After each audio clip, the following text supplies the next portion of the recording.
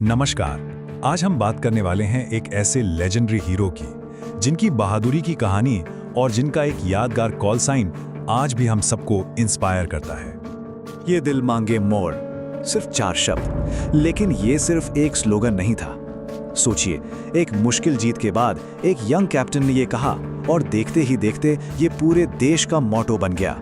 तो ये सिर्फ एक जीत का जश्न मनाने का तरीका नहीं था, नहीं, ये तो एक ऐलान था उस कभी ना हारने वाले जज्बे का जिसने कारगिल वॉर के दौरान इंडियन आर्मी के स्पिरिट को एक नई पहचान दे दी।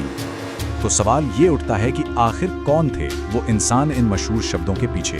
वो कौन नौजवान था जिसकी आवाज पहाड़ों में गूंजी और हमेशा के लिए इतिहास में दर्ज हो गई? चलिए उनकी जिंदगी के इस सफर को थोड़ा और करीब से देखते हैं। तो उनका सफर शुरू होता है पालमपुर से और पहुंचता है सेना तक। ये कहानी है एक सैनिक के बनने की। देखिए, 1974 में हिमाचल प्रदेश के पालमपुर में एक मिडिल क्लास फैमिली में उनका जन्म हुआ।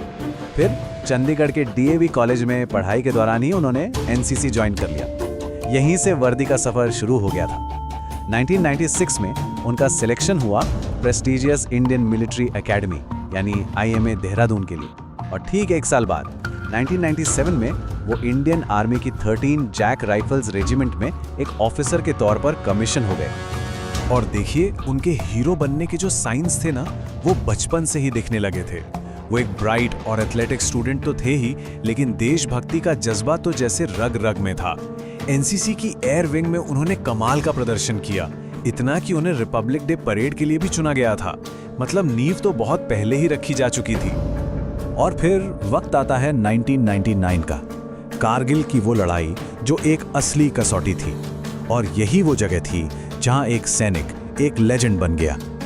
अब बात करते हैं उनके पहले मिशन की। ये था पॉइंट 5140 पर कब्जा, और ये कोई मामूली पहाड़ी नहीं थी, जी नहीं, ये एक बहुत ही स्ट्रैटेजिक और दुश्मन के कब्जे वाली मजबूत पोस्ट थी। तो 19 जून 1999 को उन्होंने अपनी टीम को फ्रंट से लीड किया। सोचिए, दुश्मन की तरफ से लगातार फायरिंग हो रही थी और उसके बीच वो एक खतरनाक चट्टान पर चढ़ गए। वहां जबरदस्त क्लोज क्वार्टर्स कॉम्बैट हुआ जिसमें उन्होंने खुद कई दुश्मनों को ढेर कर दिया और आखिर में उस चोटी पर कब्जा कर लिया। और जैसे ही चोटी पे कब्जा हुआ, उन्होंने रेडियो पर अपना वो आइकॉनिक विक्ट्री कॉल दिया, ये दिल मांगे मोर। इसका मतलब था ये दिल और चाहता है। मतलब वो यहीं रुकने वाले नहीं थे, वो अगले टारगेट के लिए बिल्कुल तैयार थे। और अगला ऑब्जेक्टिव था पॉइंट 4875। ये उस सेक्टर की सबसे मुश्किल चोटियों में से एक मानी जाती थी। ये मिशन पहले से भी कहीं ज्यादा कठिन और खतरनाक होने वाला था। और यही वो मिशन था, 7 जुलाई 1999, वो दिन जब कैप्टन बत्रा ने अपना सर्वोच्च बलिदान दिया।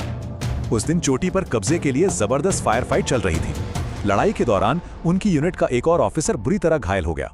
उस गिरे हुए सैनिक को बचाने के लिए कैप्टन बत्रा आगे बढ़े, और ऐसा करते हुए वो सीधे दुश्मन की फायरिंग की जद में आ गए। अपने साथी को बचाते हुए उन्हें गोली लगी और उन्होंने देश के लिए अपनी जान दे दी। सिर्फ 24 साल। जब कैप्टन विक्रम बत्रा शहीद हुए तो उनकी उम्र महज 24 साल थी। लेकिन एक लेजेंड कभी मरता नहीं। उनकी शहादत के बाद भी शेरशाह की कहानी आज भी जिंदा है।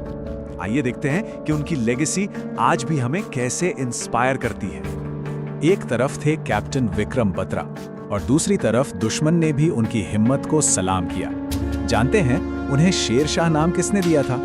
ये नाम उन्हें पाकिस्तानी सैनिकों ने रेडियो पर दिया था, उनकी जबरदस्त बहादुरी को देखकर। शेरशाह यानी द लायन किंग।